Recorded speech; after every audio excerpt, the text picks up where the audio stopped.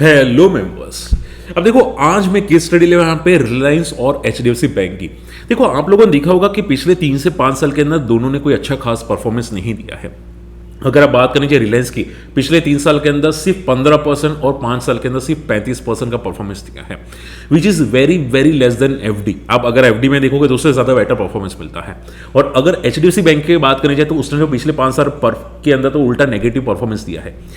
अब क्वेश्चन ये आता है कि सर ये क्यों परफॉर्म नहीं करे। क्वेश्चन ये आ जाता है कि सर ये परफॉर्म क्यों नहीं करें, क्या अभी यूएस ईरान की वार चल रही है उसकी वजह से परफॉर्म नहीं करें? Answer is no. देखो, शॉर्ट एंड अगर सिंपल में बताना चाहूं तो आप ये समझ के चलो कि इनकी बैलेंस शीट इनकी दुश्मन है।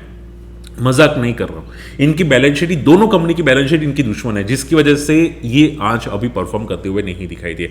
और चांसेस तो यही दिखाई दे रहे हैं कि बैलेंस शीट थोड़े टाइम तक वीक रह सकती है। तो मान लो कि भाई अगर यूएस ईरान की वार खत्म भी हो गई तो भी इनकी बैलेंस शीट में, या बोल सकते कंपनी में थोड़ा जंप आ सकता है, बट बैलेंस शीट अभी थोड़ी वैसी की वैसी ही रहेगी।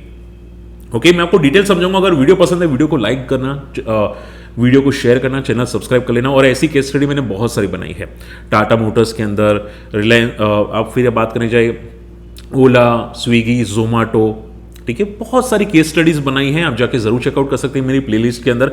और आपको कौन सी केस स्टडी चाहिए, कौन सी कंपनी पे, क्योंकि देखो कंपनी की पूरी जन्म कुंडली जानना आपको जरूरी है। अगर आप समझोगे तो आपको पता चलेगा कि भाई ये परफॉर्म करेगा कि नहीं करेगा। क्लियर? चले स्टार्ट करते हैं। देखो, वीडियो को एटलीस्ट लाइक कर देना, बहुत मेहनत करते हैं आप लोगों के लिए ताकि इतनी डिटेल की स्टडी बनाए, तो वीडियो को लाइक कर देना। ओके, देखो मैं ट्राई करूंगा शॉर्ट रखने की, तो सुनना ध्यान से।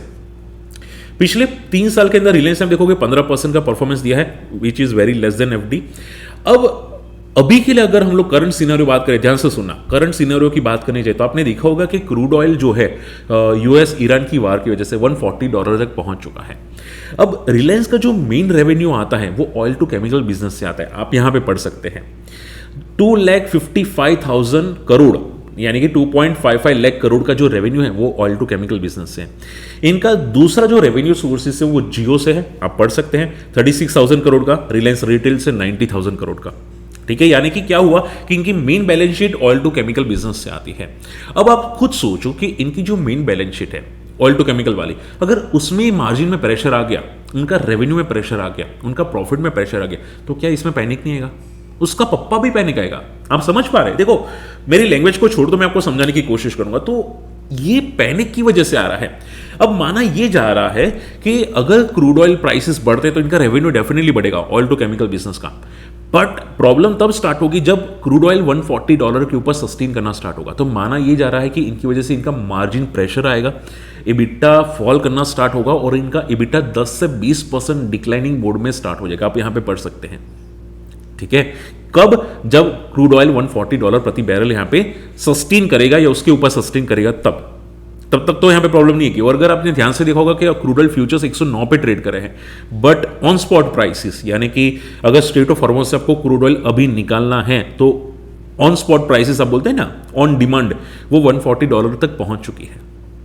ठीक है, और उसकी वजह से इनकी ऑयल टू केमिकल बिजनेस में मार्जिन प्रेशर रहेगा, क्योंकि देखो ये लोग क्रूड ऑयल लाते हैं, वो भी महंगा, फिर उसको रिफाइन करते हैं, फिर अलग अलग जगह पे यहाँ पे स्प्रेड करते हैं। अब आप सोचो कि गवर्नमेंट अगर प्राइस को कंट्रोल करती है कि भाई पेट्रोल प्राइसेस बढ़ने नहीं चाहिए, फलाना बढ़ने नहीं चाहिए, तो प्रेशर कहाँ पे आएगा? कंपनी पे आएगा।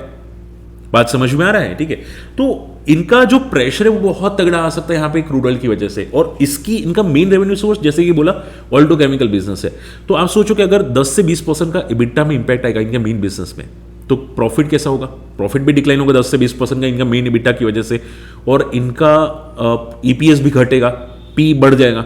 और अगर पी बढ़ेगा तो निफ्टी इंडेक्स का पी कैसे होगा? क्योंकि ये मेन वेटेज है। बात समझ में आ रही है? तो उसकी वजह से तगड़ा डिक्लाइन करता हुआ दिखाई दिया है। अब पॉइंट नंबर 2, अगर आप ध्यान से देखोगे तो रिसेंटली जियो ने बहुत अच्छा परफॉर्म किया। जियो के जो प्राइसेस है वो बढ़ते हुए दिखाई दिए हैं। रिलायंस रिटेल ने भी बहुत अच्छा खासा परफॉर्मेंस दिया है। इसने इबिटा में बहुत अच्छा परफॉर्मेंस दिया है रिलायंस रिटेल, जियो ने। ठीक है, बट प्रॉब्लम क्या आ रही है कि जियो अच्छा परफॉर्म कर रहा है, रिलायंस रिटेल अच्छा परफॉर्म कर रही है। अब आप सोचो कि माना जा रहा है कि बहुत जल्द रिलायंस जियो का एक आईपीओ आ सकता है, डीमर्जर वाला। ठीक है, रिलायंस रिटेल का भी यहाँ पे आ सकता है, वो भी स्प्लिट होने वाला है। अब इनका main business oil to chemical वाला है, अगर वो बिजनेस अच्छा परफॉर्म नहीं करेगा तो फिर रिलायंस की प्राइस में क्या होगा? आपने सोचा कभी? ये इसकी वजह से रिलायंस परफॉर्म करता हुआ नहीं दिखाई दिया। अब देखो मैं और सिंपल कर देता हूँ, आप लोगों ने देखा होगा कि बार बार विंडफॉल टैक्स लग जाते हैं, वो किस पे लगते हैं, ऑयल टू केमिकल बिजनेस पे लग जाते हैं। क्रूड ऑयल प्राइसेस बढ़ते हैं, प्रॉब्लम कहाँ पे आती है, रिलायंस पे आती है। आपने देखा होगा कोविड के टाइम पे लॉकडाउन हो चुका था, पेट्रोल डीजल गाड़ियाँ चल ही नहीं रही थी, तो उनका प्रेशर आ गया। रशिया यूक्रेन की वार हुई, क्रूड ऑयल बढ़ा, उसकी वजह से प्रेशर आया। यूएस ईरान की वार हुई, उसकी वजह से क्रूड ऑयल बढ़ा, उसकी वजह से प्रेशर आया। तो इनकी मेन बैलेंस शीट में प्रेशर लगातार आ रहा है, इसकी वजह से परफॉर्म नहीं कर पा रही है। आप समझ पा रहे? तो पिछले 3-4 से जो नहीं परफॉर्म किया, वो यही एक रीजन है कि भाई बार बार इनके मेन बिजनेस पे प्रेशर आता हुआ दिखाई दिया है। आई होप ये बात समझ चुके हैं। इसके अलावा सेकंड पॉइंट, अब देखो वार तो अभी स्टार्ट हुई, लेकिन पहले का भी मैंने आपको रीजन बता दिया है। इसके अलावा अगर बात करनी जाए तो कंपनी ने रिसेंटली बहुत तगड़ा हैवी इन्वेस्टमेंट किया 5G रोल आउट के अंदर। इवन आपने देखा होगा 6G भी यहां पे स्टार्ट होता हुआ दिखाई दिया। अब देखो वोडाफोन आइडिया परफॉर्म नहीं कर पा रहा है। आपने देखा होगा कि वोडाफोन आइडिया को भी यहाँ पे अपना इंफ्रा को इंप्रूव करने के लिए यहाँ पे हैवी इन्वेस्टमेंट चाहिए ना, डेफिनेटली 5G रोल आउट के लिए, स्पेक्ट्रम ऑक्शन के लिए कितने करोड़ों रुपए चाहिए होते हैं, 35,000 करोड़, 50,000 करोड़, और एक्सपांशन करने के लिए बहुत सारे पैसे चाहिए। ठीक है, तो कंपनी ने, रिलायंस ने हेवीली इन्वेस्ट किया 5G एक्सपांशन के अंदर। रिटेल, अब आपको पता होगा कि ट्रेंड जो टाटा का है, ठीक है, उसका कॉम्पिटिटर बनाने के लिए यहाँ पे रिलायंस रिटेल को भी अपना इंप्रूव करना पड़ेगा। रिलायंस रिटेल का चेन, उसने भी तगड़ा इन्वेस्ट किया है। अब माना ये जा रहा है कि जो क्रूड ऑयल की प्राइसेस बढ़ रही है, उसकी वजह से रिलायंस रिटेल में तगड़ा मार्जिन प्रेशर आ सकता है, क्योंकि आप देखो जो मटेरियल है, कॉस्ट ऑफ मटेरियल है, वो भी बढ़ जाएगा। जैसे कि आप लोगों ने देखा होगा कि सीमेंट की प्राइसेस अभी रिसेंटली बढ़े 2-3 दिन पहले। फिर यहाँ पे ऑटो व्हीकल्स ने भी अपने कुछ दाम बढ़ाए हैं, यहाँ पे ऑटो एंसिलरीज ने। तो होता क्या है कि प्राइसेस क्रूड ऑयल की वजह से बढ़ना स्टार्ट हो जाते हैं। आपने डेफिनेटली फोकस किया होगा। तो ये लोग क्या कहते हैं, इंस्टेंटली प्राइस नहीं बढ़ा सकते, इनके मार्जिन होते छोटे से।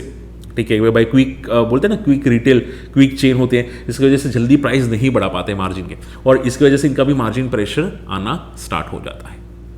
ठीक है, और तीसरा आ जाता है न्यू एनर्जी।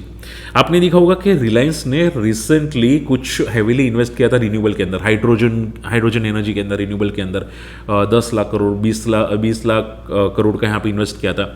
तो ये जो हेवीली इन्वेस्ट रिलायंस कर रहा है ना, ठीक है, इसको बोलते हैं एक्सपांशंस।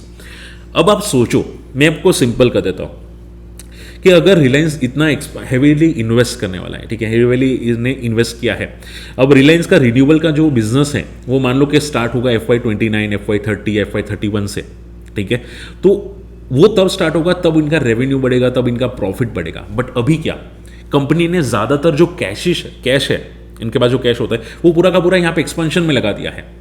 कंपनी का जो मेन बिजनेस है ऑयल टू केमिकल, वहां पे तो कैश रहा ही नहीं, ज्यादातर यहां पे इन्वेस्ट कर दिया है। तो रिलायंस का मेन बिजनेस अभी के लिए डाउन है, ऑयल टू केमिकल बिजनेस, और क्रूड ऑयल की वजह से रिलायंस रिटेल भी डाउन है। अब रिलायंस जियो को अगर प्राइस हाइक करना है वापस टेलीकॉम के, ठीक है, वो नहीं कर सकते हो। क्यों? क्योंकि अभी मार्केट में प्योरली सिनेरियो डाउन है, ठीक है, क्राइसिस की वजह से। तो इसकी वजह से इनका मेन बिजनेस नहीं चला और ये प्राइस सस्टेन करती हुई रिलायंस की नहीं दिखाई दी। बात समझ में आ रहे? तो रिलायंस पिछले 3 से 5 साल के अंदर क्यों परफॉर्म नहीं किया, आई एम श्योर आप समझ चुके हैं। अब क्वेश्चन ये आता है कि सर तो फिर क्या रिलायंस परफॉर्म करेगा? देखो, मैं स्टॉक की प्राइस के बारे में कुछ डिस्कस नहीं करूंगा क्योंकि अलाउ नहीं है अभी के लिए, आई एम श्योर आप जानते होंगे। बट आप सिर्फ ये समझ के चलो कि इनका बिजनेस इंप्रूव तभी होगा जब रिलायंस जियो लिस्ट होगा, रिलायंस रिटेल लिस्ट होगा, तब वैल्यू अनलॉकिंग प्रॉपर होगी। इसके अलावा रिलायंस न्यू एनर्जी में जो इसने इन्वेस्ट हैवी किया था रिन्यूएबल के अंदर या हाइड्रोजन के अंदर, उसका जो रेवेन्यू आएगा, जैसे रिलायंस जियो स्टार्ट हुआ था 2016 में और 18 से प्रॉपर रेवेन्यू आना स्टार्ट हुआ था, तो रिलायंस कैसे भागा था 17-18 से, आपने देखा होगा, ठीक है। बट अब रिन्यूएबल में जो इन्वेस्ट कर रहा है वो जब इनका स्टार्ट होगा FY30, FY31 जब भी स्टार्ट हो, तब यहां पे शायद कुछ हो सकता है कंपनी के अंदर। तब तक तो ये मार्जिन प्रेशर रहेंगे। हाँ, ऐसा नहीं बोलूंगा कि ये रिकवर नहीं होंगे, क्योंकि वार मान लो थम हो जाएगी तो निफ्टी तो रिकवर करेगा ही करेगा, बट वो टेम्पररी रिकवर होगी रिलायंस के लिए। आप समझ पा रहे हो? तो आई एम श्योर आप रिलायंस के बारे में समझ चुके हैं। स्टिल कोई डाउट रहता है मुझे कमेंट कीजिएगा। अब बात करते हैं HDFC बैंक के अंदर। अब देखो, सिंपल क्वेश्चन आता है कि सर HDFC बैंक में क्या चल रहा है, वो तो समझ में नहीं आ रहा, उसमें क्या प्रॉब्लम है। देखो, HDFC बैंक की प्रॉब्लम स्टार्ट हुई उसके मर्जर से। HDFC बैंक ने जब मर्जर किया ना HDFC बैंक के साथ HDFC का, ठीक है, जो लोन बांटती हैं, जब वो मर्जर किया ना, वो मर्जर ही इसका गले का फंदा बन गया, जिसकी वजह से इनकी बैलेंस शीट में इनकी मार्जिन प्रेशर आए, कास्ट CASA कास्ट रेशियो का प्रेशर आया, और कंपनी की गवर्नेंस चेंज हुई, वो और प्रेशर है, जिसकी वजह से बंदा परफॉर्म नहीं कर पा रहा है। देखो समझो बात को, सबसे मेन प्रॉब्लम स्टार्ट हुई इनका मर्जर का। अब माना ये जा रहा है, देखो मान लो कि यहां पे HDFC बैंक वो बैंकिंग ऑपरेशन करती है, HDFC जो थी वो लोन बांटती है। अब हुआ कि जब ये दोनों मर्जर हुए ना, तो कंपनी जो बैंक डिपॉजिट लेती है, बैंक HDFC बैंक जो डिपॉजिट लेती है, डिपॉजिट टू लोन रेशियो जो बोलते हैं, ठीक है, वो इतना तेजी से बढ़ गया कि डिपॉजिट ज्यादा बढ़ नहीं पा रहे, लेकिन लोन बहुत तेजी से बांटे जा रहे हैं या बढ़ चुके हैं ऑलरेडी, जिसकी वजह से मर्जर हुआ था, ठीक है। तो वो हैंडल नहीं कर पा रहे। अब माना ये जा रहा है कि भाई अगर मान लो कि किसी ने भी तगड़ा डिफॉल्ट कर दिया तो क्या होगा, क्योंकि डिपॉजिट इतने हैं नहीं, लोन ज्यादा बढ़ चुके हैं, ठीक है। तो वो जो रेशियो होता है ना, जिसको बोलते हैं LDR ratio, loan to deposit ratio, वो 110% का स्पाइक हुआ मर्जर के बाद, जिसकी वजह से अगर मान लो कि भाई बबल फूटा ना, लाइक यस बैंक, तो भाई पैनिक आना स्टार्ट हो जाएगा। हालांकि मैं ऐसा नहीं बोलूंगा इसमें कोई प्रॉब्लम है, अभी ऐसी प्रॉब्लम नहीं है, बट ये बड़ा ना, इसकी वजह से इनकी बैलेंस शीट में इंपैक्ट आया, ठीक है। इसके बाद अगर आप देखोगे तो यहां पे current and saving account ratio, ठीक है, अब वो भी डिक्लाइन होता हुआ दिखाई दिया। देखो यहां पे पढ़ सकते हैं, sharp margin compression to fund expanded loan book, the bank has to rely on more expensive wholesale borrowing, its shares of low cost current and saving account deposit decline falling to 34% by June 2025, ठीक है।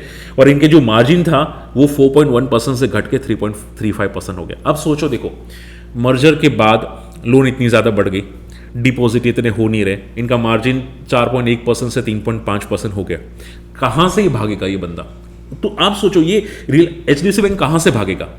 उसने perform ही नहीं किया, वो sideways हो गया, ठीक है। अब साइडवेज क्यों हुआ समझो, कि अगर मान लो ये बबल फूटा, लोन डिपॉजिट में अगर लोन बढ़ रही है, उसमें अगर जरा सी भी पता चल गया भाई कोई प्रॉब्लम है, तो सीधा क्रैश होना स्टार्ट हो जाएगा। तो बड़े प्लेयर्स क्या है, वो डर रहे थे, बड़े प्लेयर्स देख रहे थे कि भाई इसको अभी वेट करते हैं, देखते हैं कि कोई प्रॉब्लम है कि नहीं, तो उनकी बैलेंस शीट को इंप्रूव करने के लिए वो वेट कर रहे थे 1-2 साल, ठीक है। तो उसकी वजह से वो साइडवेज हो गया था कि भाई कोई बैलेंस शीट में प्रॉब्लम तो नहीं है।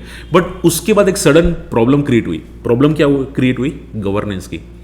आपने देखा होगा कि रिसेंटली अभी 2026 में इनके जो चेयरमैन थे, ठीक है, उसने रिजाइन कर दिया, बोले कि भाई कोड ऑफ एथिक्स को ये लोग फॉलो ही नहीं कर रहे HDFC बैंक वाले, ठीक है। उन्होंने अभी 81 बॉन्ड्स जो बांटे थे बीच में उनके एम्प्लॉय ने, आपने सुना होगा दुबई वाले एम्प्लॉय ने, ठीक है, कि भाई ये लोग ये अच्छे बॉन्ड्स है, इसमें आपको कोई प्रॉब्लम नहीं होगी। उन्होंने जो बांटे वो फेक बांटे, ठीक है, प्रॉब्लम नहीं होगी ऐसे करके बांटे, क्योंकि 81 बॉन्ड्स सीधे जीरो हो जाते हैं अगर कंपनी में कोई प्रॉब्लम होती है, अगर कंपनी बैंकरप्ट हो जाती है।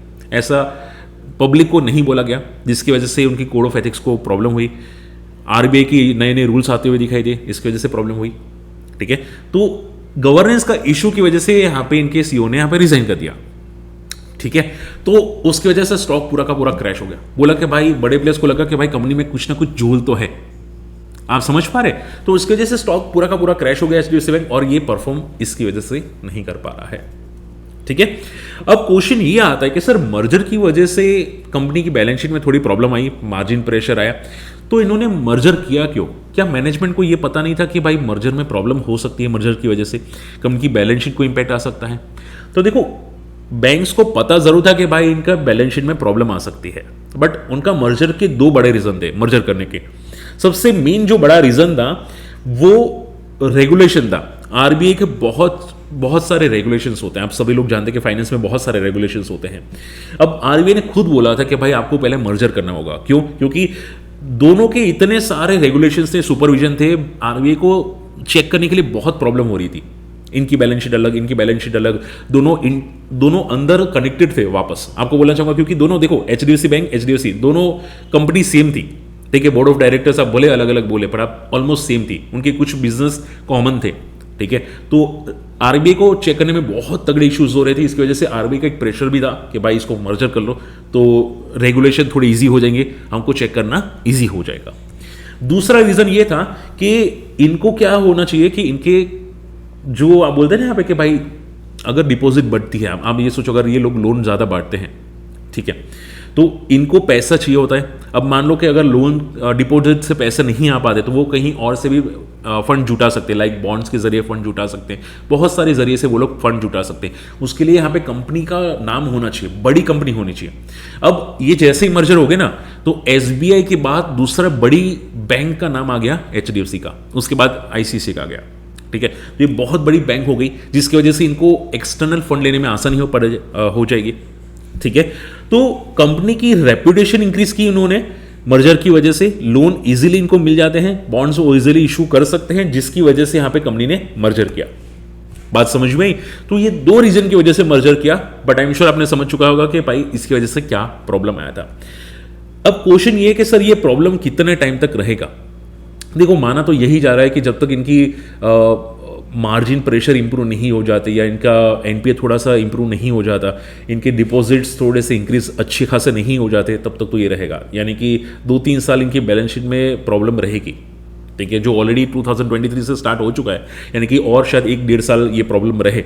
उसके बाद अगर इंप्रूवमेंट आता है तो डेफिनेटली आप ये समझ के चलो कि भाई कंपनी बैंक्स में थोड़ी इनकी बैलेंस शीट में इंप्रूवमेंट होगा, तो भाई इनका प्रॉफिट भी इंप्रूव होगा, इनका ईपीएस भी इंप्रूव होगा। बात समझ में आ रही है? ठीक है, तो ये मोटा मोटा था जिसकी वजह से दोनों कंपनी एचडीएफसी बैंक और रिलायंस परफॉर्म नहीं कर पा रहे हैं। आपको ये केस स्टडी कैसी लगी? आई एम श्योर लंबी थी, शायद थोड़ा बोर हो चुके होंगे, बट मुझे कमेंट करके जरूर बताना अगर आपने ये वीडियो पूरा देखा है, आपने समझा कि नहीं। और अगर कोई डाउट है कमेंट करना। अगर आपको ऐसी कोई केस स्टडी चाहिए तो शेयर करना। ठीक है, मैं अपडेट करने की कोशिश करूंगा। और अगर हमारी कम्युनिटी में आना चाहते हैं, बहुत सारे लोग हैं, हमारे लिंक से डीमेट अकाउंट ओपन कर सकते हैं। आपको कोई म्यूचुअल फंड गाइडेंस चाहिए तो मैं म्यूचुअल फंड डिस्ट्रीब्यूटर हूं, आपको प्रॉपर गाइड करने की कोशिश करूंगा। ठीक है, मिलते अगली वीडियो में। Take care, bye.